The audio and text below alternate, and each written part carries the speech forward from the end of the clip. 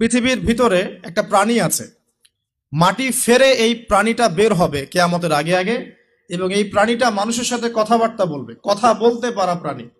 এ যতক্ষণ বের হচ্ছে না কিয়ামত হবে না ইনশাআল্লাহ তাআলা। দুখান বা ধোঁয়া, এই পুরো পৃথিবীর আকাশটা একটা নির্দিষ্ট সময় পর্যন্ত ধোঁয়ায় ছেয়ে যাবে, এবং হতে পারে, আল্লাহু আলাম, হতে পারে যে সূর্যের আলো পৃথিবীতে পৌঁছাবে না, এমন ধোঁয়া হতে পারে।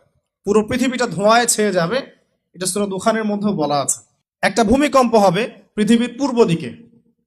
পৃথিবীর পূর্ব দিক মানে এই যে ভারত, পাকিস্তান, বাংলাদেশ, শ্রীলঙ্কা, ইন্দোনেশিয়া, ঠিক আছে, এই সিঙ্গাপুর, এই যে কন্টিনেন্ট মালয়েশিয়া, এটা পৃথিবীর পূর্ব দিক। এদিকে একটা ভূমিকম্প হবে। পৃথিবীর পশ্চিমে একটা ভূমিকম্প হবে। পশ্চিম মানে, পশ্চিম মানে বোঝেন না?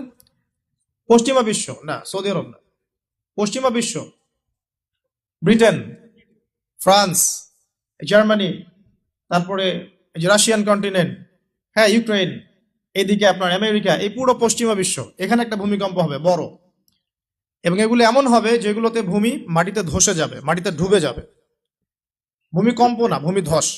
পৃথিবীর মাঝখানে মধ্যপ্রাচ্যে একটা ভূমিকম্প হবে, যেখানে আমাদের সো কল্ড আমিরুল মুমিনিনরা থাকে।